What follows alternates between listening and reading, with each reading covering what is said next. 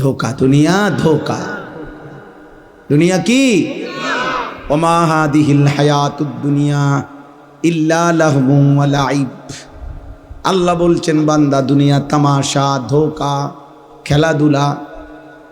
ওমাল হায়াতুদ দুনিয়া ইল্লা মাতাউল গুরুর।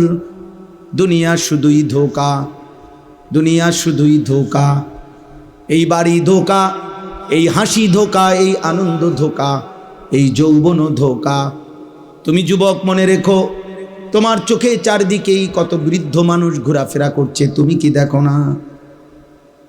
তুমি কি কোনোদিন দেখো নাই যুবক, ছোট্ট মাসুম বাচ্চাও কবরে চলে গেছে, তুমি কি জানো না? ওমিনকুম মান ইউতাওয়াফা মিন ক্বাবলু। আল্লাহ বলেন বান্দা মনে রেখো, আমি কিন্তু সকলকে বাচ্চা হিসাবে মায়ের পেট থেকে জন্ম দিয়ে আমি কিন্তু সবাইকে যুবক বানাই না, বৃদ্ধ বানাই না, তার আগেই অনেককে মৃত্যু দিয়ে ফেলি। দেয় কিনা? হ্যাঁ, 3 দিনের বাচ্চা কবরে যায়, 3 মাসের বাচ্চা কবরে আছে, 3 বছরের বাচ্চা কবরে আছে। আমার বন্ধু মাওলানা মুতালেব হোসাইন সালিহি, বাংলাদেশের অন্যতম একজন আলেম বক্তা, ওর 1 মাসের বাচ্চা কবরে গেছে, মারা গেছে কয়দিন আগে। 1 মাস বয়সী বাচ্চা, মেয়ে বাচ্চা কবরে চলে গেছে, মারা গেছে। তাইলে আমার সমুদ্রের 3 দিনের বাচ্চা মারা গেছে। তাইলে এই জন্য বলি দুনিয়া 1000 বার পেলেও সবটাই ধোকা। এই আছে এই না, এই হাসে তোই কাঁদ, এই হাসে তোই কাঁদ। আমি একদিন কুমিল্লা ক্যান্টনমেন্টে এক ছেলেরে দেখছি, খুব সুন্দর মোটর সাইকেল দিয়ে সে ফাঁ করে ছাড়ছে।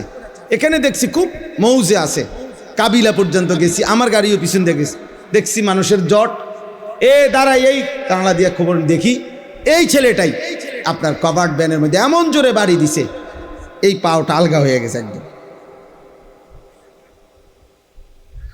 আমার চোখে দেখছি। আমি সিলেট আমার এক মাহফিলে এরকম আমারে আরো আগে মোটর সাইকেল দিয়ে নিতে গিয়া ছেলে 2 মোটরে, তারাই যারা নিতে আসছে, ওদের একজনের মোটর সাইকেলে ধাক্কা লাগে আরেকজন পইরা 2টা দাঁত জাগাত পড়ে গেছে ভাঙ্গা।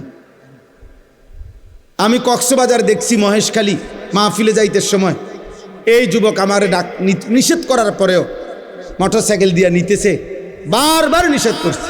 এর মধ্যে একটা ছেলে এই স্লিপ খাইয়া রাস্তার সাইডে পড়ে গেছে কোনোভাবেই। এই জন্য আমি এটা পছন্দ করি না। বর্তমান নওজোয়ান, আমি আমার শায়েখ, আল্লাহ আশ্চর্য হবেন, এই আমার বক্তব্যের 5 মিনিট পরে আমার পরে একজন বক্তব্য দিয়েছেন। উনি একটি প্রাইভেট মেডিকেল কলেজের চেয়ারম্যান, মেডিকেল কলেজে উনি বক্তব্য দিয়ে সাথে সাথে এটা বললেন যে আমি এই হুজুরের কথার সাথে শতভাগ একমত। আমাদের এই মেডিকেল কলেজে প্রতিদিন যে পরিমাণ রুগী আইসিইউতে থাকে, তার 90% আইসিইউ রুগী সব নওজোয়ান মোটর সাইকেল বাইকে আহত। এই পরিমাণ অ্যাক্সিডেন্ট করে যে বাড়ির লগে লগে প্রথমেই আইসিইউতে ঢুকাইতে হবে। এই জন্য প্রিয় নওজোয়ান, কে দেখে তোমার মোটর সাইকেল? কে দেখে? কারে দেখাও? মানুষে দেখবার আগে তো তুমি এত জোরে ছাড়ছো, বেটা তো দেখবার আগে তুমি গেছো গা লালমাই ফার হইয়া, বাগমারা ফার হইয়া। তুমি যদি জাগাতিটারে ভালো করে দেখাইতা, বলে আপনার মনোযোগ দিয়ে দেখেন আমি এটা কি মারাত্মক চালাইতারি, তাইলে না লোকটা বুঝলো হইলে। এটা অসভ্যতা, এটা অসভ্যতা। নিজেকে নিজে ধ্বংসের দিকে ঠেলে দেওয়া, এটা মূর্খতা ছাড়া আর কিচ্ছু না। বোকামি বাবা, বোকামি। আমি বললাম বন্ধু, এটা বোকামি। নিজেকে ধ্বংস করা, নিজের আখলাক ধ্বংস করো না, নিজের জীবন ধ্বংস করো। এই মোবাইলের নারী দেখা, অশ্লীল ছবি দেখা, এটা ধোকা, এটা ধোকা। ওই নারী প্রকৃত অর্থে নারী না। তুমি মোবাইলে যাকে দেখছো সে তোমার ওই নারী না, ওইটা তোমার নারীর ছায়া। ও তো চলে গেছে অন্যখানে, ও এখানে নাই। তুমি শুধু ছায়া দেখে দেখে নিজের হাত নিজের লজ্জাস্থানে নাপাক ব্যবহার করে নিজের চরিত্র শেষ করলা, আখলাক শেষ করলা, শরীরের যৌবনের শক্তিটা নষ্ট করলা, আখিরাতটাও বরবাদ করলা। ও ছায়া, ছায়া, ও ধোকা, ও ধোকা, ধোকা। 3 বছর পরেও যদি কোনো নর্তকী দেখে দেখে যারা চরিত্র নষ্ট করছো, তুমি কোনো দিন তার কাছে যাইয়া বইল, তোমার এ রাতভর দেখতে দেখতে আজকে আমার শরীরটা শুকাইয়া শেষ, তুমি আমারে একটু ভালোবাসা দাও। তখন ওই নর্তকী বলবে, দয়া করে প্লিজ একটু ঘুরে দাঁড়াও, একটু ঘুরে দাঁড়াও। যখন তুমি ঘুরে দাঁড়াবা তো ফাঁসাতে একটা লাথি দিব তোমার দিন। বলবে, অপদার্থ, আমি তোর জন্য সাজি নাই, আমি টাকার জন্য সাজছি। তুই কেন নষ্ট হলি? তুই কেন নষ্ট হইলি? আমি তো তোর জন্য সাজি নাই, আমি টাকার জন্য সাজছি। অথচ 3 দিন আমার মাদ্রাসায় এক ছেলে গত আগস্ট মাসের 5, 6, আমি উদাহরণ দিচ্ছি, 5, 6, 7 গত আগস্ট মাসে আমার মাদ্রাসায় 3 দিনের কিশোর যুবকদের জন্য, স্কুল কলেজ ইউনিভার্সিটির ছাত্রদের জন্য আমরা 3 দিন প্রশিক্ষণ করছিলাম। অজু, নামাজ, সূরা, কেরাত, দোয়া, কালাম, পাক নাফাক, ইমান, আকিদার উপরে 3 দিন তাদেরকে শেখানো হয়েছিল। ওস্তাদরা, আমরা নিজেরা থাইকা, আমার শায়েখ হজরত নিজে গেছেন। তো ওই 3 দিনের কোর্সে 3 দিন মাত্র অজু নামাজ শিখছে একটা ছেলে আমাদের এখানে। ওই ছেলে গত কয়েকদিন আগে বাড়িতে স্বাভাবিকভাবে ফেনীতে ইন্তেকাল করছে। গতকালকে আমি নিজে গিয়া ফেনী মাহফিলের আগে তার কবর জিয়ারত করে তারপরে মাহফিলে গেছি।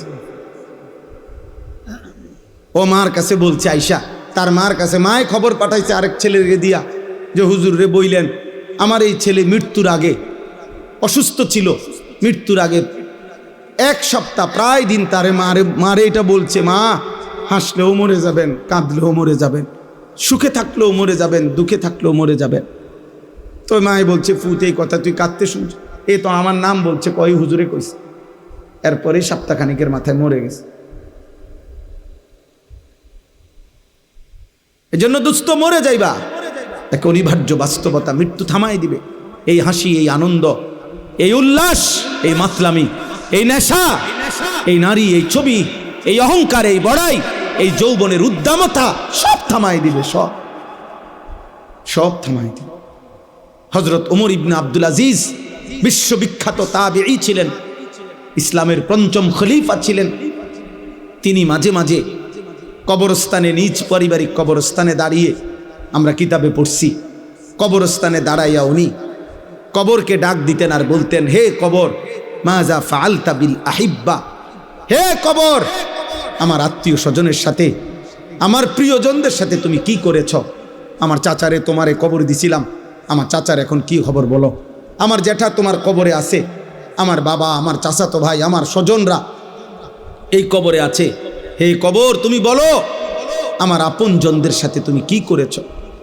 হযরত ওমর ইবনে আব্দুল আজিজ কাঁদতেন আর চোখের পানি ফেলতে ফেলতে তার সাথীদেরকে, যারা তার সাথে থাকতো, ওনাদেরকে বলতেন, জানো কবর আমারে কি বলে? তো বলতো, কবর আমাকে বলে, ওমর ইবনে আব্দুল আজিজ, তোর আপনজনের প্রত্যেকের চোখ, নাক, কান, হাত, পাও, শরীরের প্রতিটা অঙ্গ খুলে খুলে আমি মাটির সাথে মিশাই দিছি। 3 বছর আগে রেখে যাওয়া তোর চাচারে কবর থেকে খুলে দেখ, নাই, আমি সমান করে ফেলছি। আমি তোর আপনজনদেরকে মাটির সাথে মিশাইয়া দিছি। আমার মাটি আমি আমার সাথে মিশাইয়া নিছি। মাটি থেকে তৈরি না আমরা, কথা বলে না কেন? তো মাটি যেন বলে, আমার মাটি আমার সাথে আমি কি করে নিছি? মিশাইয়া নিছি, মিশাইয়া নিছি। এজন্য দোস্ত, এক অনিবার্য সত্য, চূড়ান্ত বাস্তবতা, এক চিরন্তন সত্য, তুমি মরে যাবা, আমিও মরে যাব, বাবারাও মরে যাবেন, মায়েরাও মরে যাবেন, পর্দার আড়ালের বোন আপনিও মরে যাবেন। এজন্য অভিভাবক যারা আছেন, ছেলেকে ফিরান, মেয়েকে ফিরান, স্ত্রীকে ফিরান। একজন বাবা মায়ের প্রধান পরিচয়, যদি সে মুসলিম হয়, মুসলিম অভিভাবকের প্রথম পরিচয়, তিনি তার অধীনস্থদেরকে ঈমান আমলের উপরে, আখিরাতের উপরে রাখার সর্বোচ্চ চেষ্টা করবেন। এটা হলো মূল বিষয়। আপনি বলেন যে, আপনি হুজুর আমি বলছি অনেকবার নামাজ পড়ে না, তাহলে আপনি যে আজকে এতবার বলার পরে যে ছেলে আল্লাহকে সেজদা দেয় না, আপনি তার জন্য সুদে টাকা নিয়ে বিদেশ পাঠান কেন? আপনি এমন নাফরমানের জন্য কিস্তি নিলেন কেন? আপনি এই নাফরমানের জন্য হারাম রোজগার করলেন কেন? তাইলে আপনি তো তারও বরবাদ করলেন, নিজেও বরবাদ হইলেন। আপনি বুঝাপড়া করেন তার সাথে, এই জন্য খামখেয়ালি করলে, মস্কারি করলে হবে না। আখেরাত আমার কাছে হিসাব না, আল্লাহর কাছে। আখেরাত ওই মৌলানা সাহেবের কাছে হিসাব না, আখেরাত ইমাম সাহেবের কাছে। হুজুর কন তো বুঝি দ, আমরা লাগেই তো কন করলে তো বালাই, আসলে তো মানলে ভালা আছে। আলাপ করে হেবারা জিমা কাকা, এসব জিমানি হাসরের ময়দানে যখন টাঙ্গাইয়া ফিটবো, আপনার জিমানি যাইব না, আপনার এসব কুয়ানি কিচ্ছু থাকবে না। আপনি কুয়ান কেন? আপনার স্ত্রী সন্তানের ঈমান, আমল, সেজদা, নামাজ, বন্দেগী, আল্লাহর কসম এটা আপনার দায়িত্ব, আপনার জিম্মাদারি। আপনি বুঝাপড়া করেন, আপনি বুঝাপড়া, আপনি পারবেন। আল্লাহ তাআলা বান্দার সাধ্যের অতিরিক্ত কোনো বিধান চাপিয়ে দেন নাই। এই যে আমি এখন শুনাইতেছি, এই শেষ আমার। আল্লাহ তাআলা বলেন, অতএব হাজারবার দুনিয়া দিলেও আমি সন্তুষ্ট, এটা প্রমাণ করে না। এই কথাটা বুঝছেন কিনা বলেন? তাহলে দুনিয়া প্রাপ্তি আল্লাহর সন্তুষ্টি, কথা বলেন। দুনিয়া পেলে আল্লাহ সন্তুষ্ট বুঝায় না। তাহলে আল্লাহ সন্তুষ্ট কিসে? আল্লাহ বলেন, আমি বলছি শুনেন, ইন্নাল্লাযীনা হুম মিন খাশিয়াতি রাব্বিহিম মুশফিকুন। এক নাম্বার, হৃদয়ে যার আল্লাহর ভয়ে কাঁপতে থাকে, হৃদয়ে যার আল্লাহর ভয়ে কাঁপে, আল্লাহ বলেন আমি তার প্রতি সন্তুষ্ট। তাহলে এক নাম্বার, হৃদয়ে যার কার ভয়? আল্লাহ। আল্লাহ, আমার আল্লাহর সামনে আমাকে যাইতে হবে।